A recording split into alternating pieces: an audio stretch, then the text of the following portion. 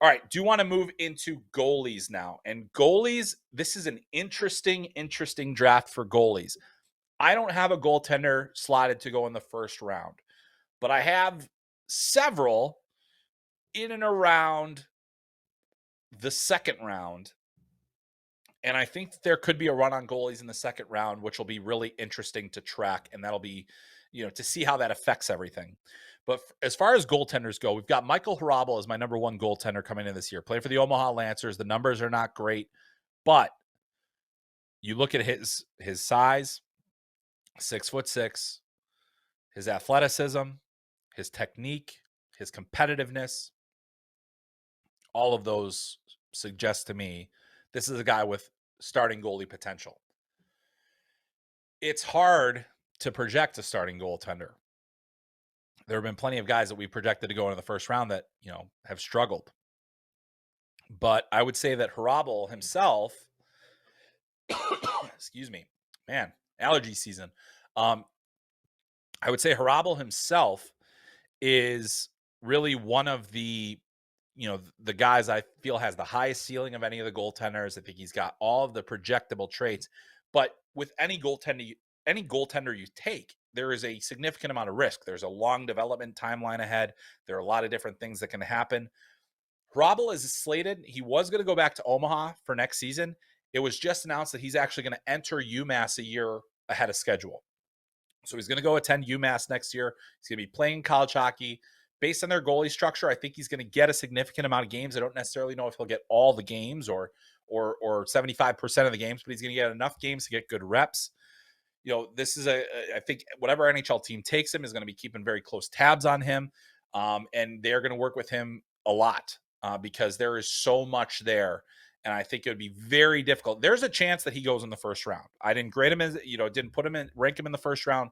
But I think that he has, of the goalies, he's the guy that I feel has the best case for being a number one in the NHL. And that can be enough to get you picked. And I think he'll be an early second round pick. We've got Adam Gajan at number 52, played for the Chippewa Steel. He made a name for himself at the World Junior Championship.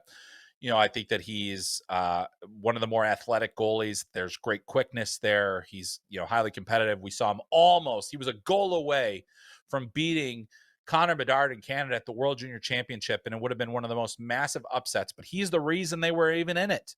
And I think that he is, he's a second year eligible, played in the North American League this year. I'm not 100% certain if he's going to be going to Minnesota Duluth next year, or if he's going to go to the USHL with Green Bay Gamblers have his rights. So we'll have to see where Adam Gajan ultimately goes for his next steps. But he came over to North America, took a chance. Great job by the Chippewa Steel in the North American League.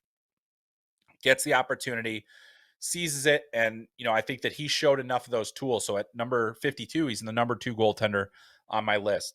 At number 54, Trey Augustine from the national team program, lost one game in regulation all year. Wins and losses don't matter that much to me as a goaltender for goalie stats, but it is still wild that he only lost one game in regulation this year.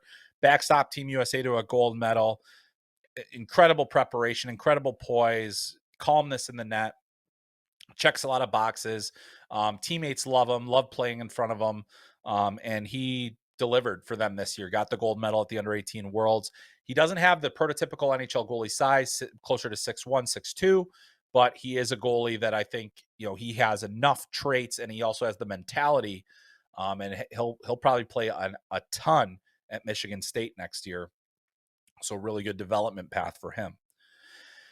At 65, I've got Carson Bjarnason from the Brandon Wheat Kings. I think size, technique, the ability to, hockey sense, all really good traits for him. I think some of his finish and just kind of making the stop and not giving up the big goal, still a couple of things that he needs to work out. But I think from a size, technique, athleticism package, I think that there's enough there to say, yeah, he's among the top goalies in this draft. At number 68, I've got Scott Ratzlaff. And so, we've got 6 goalies in the top 100, which is a lot for me. I try, it's not often that I'll have that many in there, but 6 of them are in there. And I've got Scott Ratzlaff at 68. Incredibly athletic, good feel for the game, not great size. But, I think that he is a competitor. I think he had a great showing at the CHL Top Prospects game, but beyond that, playing for Seattle this year, some really good starts.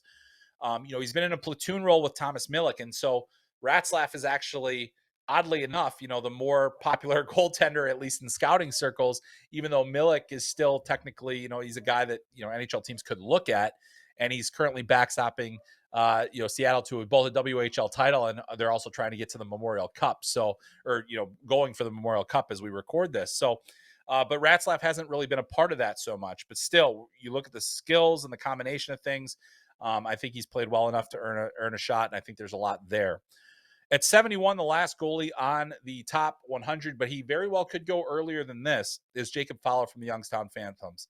USHL goaltender of the year, the most outstanding player in the Clark Cup playoffs, .952 save percentage in the Clark Cup playoffs this year. Youngstown wins their first ever Clark Cup. He's got the size, he's got technique, he's got incredible hockey sense. He makes everything look very easy, tremendous poise in the net. I think that the only things that he needs to really focus on, he needs to just continue to work on, his preparation and all of the, just some of the off ice stuff, being in better condition, and all those different things are going to make him that much better of a goalie. Now he's going to Boston College next year. He's going to be their number one goalie. I mean, they've got one of the best recruiting classes in the country. Can't wait to see what that looks like there. But Jacob Fowler, a very strong goaltender, really like what he brings to the table. And I tell you, I think that Youngstown, the season that they had, they're going to have quite a few players off that team selected in the draft, and they're going to deserve to go. And, Fowler is certainly going to be one of the earlier ones taken.